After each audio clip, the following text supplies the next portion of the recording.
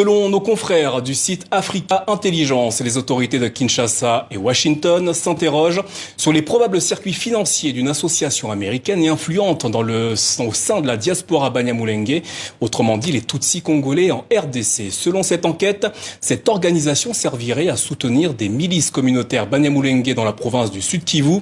Pour en savoir davantage, nous recevons un des journalistes d'Africa Intelligence, Olivier Liffrand. Bonsoir et merci d'être avec nous. Vous signez cette enquête avec Antoine Roland. L'organisation communautaire Maoro Peace Association est au cœur de ces investigations. Pourquoi avez-vous enquêté sur cette structure ? Alors en fait, on s'est rendu compte qu'il y avait de la part de Kinshasa comme de Washington l'intention, le soupçon, on va dire, qu'il y avait des flux financiers entre cette association et un groupe armé qui opère dans la zone des hauts plateaux, dans le sud Kivu. En fait, c'est une province qui est dans l'est de la RDC.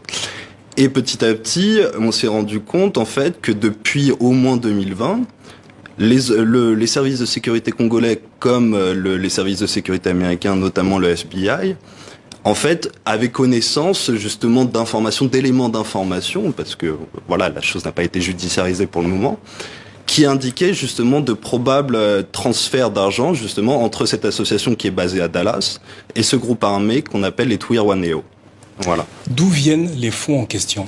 Alors les fonds en question, en fait, ils sont collectés, c'est au travers d'un maillage assez serré du territoire américain par l'association au travers de ses membres en fait. Et ces membres sont issus de la communauté de la diaspora Banyamulenge qui s'est installée aux États-Unis ces dernières années. Alors une fois collectés, comment ces fonds sont-ils répartis ?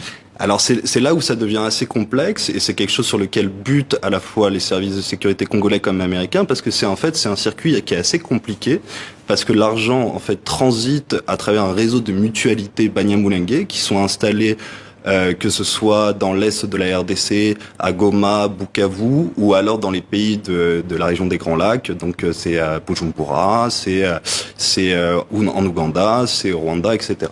Alors on a compris, ces fonds collectés, qui seraient collectés par cette association bénéficient entre guillemets d'une certaine opacité.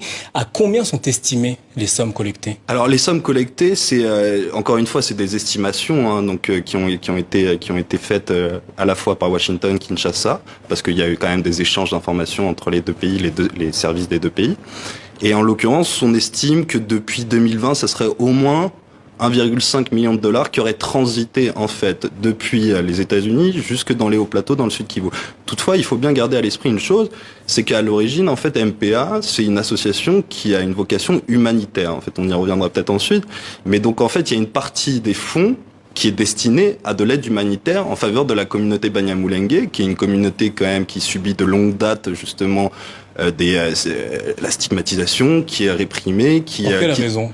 Parce que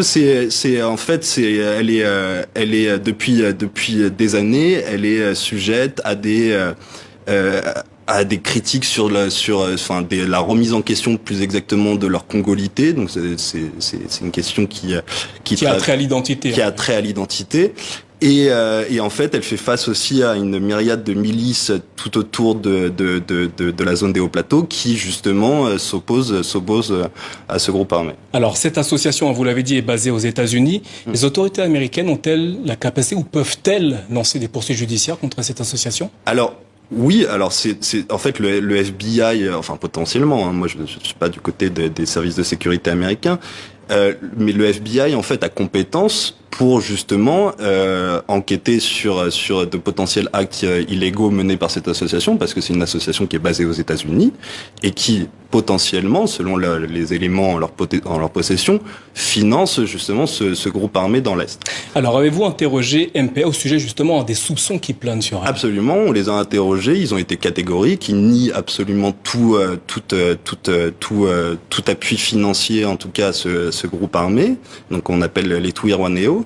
Et en fait, il est important de préciser que c'est plus exactement à une frange des Twirwaneho qu'on appelle le groupe Makanika, qui est emmené en fait par un ancien officier de l'armée congolaise qui a Michel Rukunda alias Makanika. Voilà, qui est cet homme précisément? Bah justement, c'est un ancien officier supérieur, donc des FARDC, donc de l'armée congolaise, et qui a fait défection, qui a fait désertion en 2019 pour rejoindre la communauté Banyamulenge. Et en fait, il a commencé à structurer ce groupe jusqu'à en faire justement un groupe armé. Parce qu'à l'origine, les Twirwaneho, c'est un groupe d'autodéfense en fait. C'est un groupe qui s'est constitué justement pour se prémunir des attaques des autres milices Maï-Maï qui les entourent. Alors, d'après votre enquête, est-ce qu'il pourrait exister des liens entre le MPA et certaines personnalités politiques en RDC?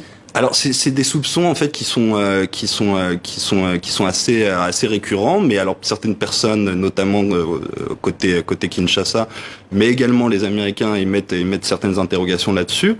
C'est des liens avec un député national qui s'appelle Moïse Nyarugabo, pardon, excusez-moi. Et ainsi qu'un ancien ministre et un ancien vice-président de la RDC qui s'appelle Azarias Ruberwa. Tous deux ont été contactés par Africa Intelligence, nient absolument tout lien dans l'organigramme, on va dire, de MPA, mais ils reconnaissent qu'ils ont des liens amicaux, familiaux avec ses adhérents. Olivier Liffrand, merci d'avoir répondu à nos questions au sujet de cette enquête à lire sur le site africaintelligence.fr. Merci à vous. Merci.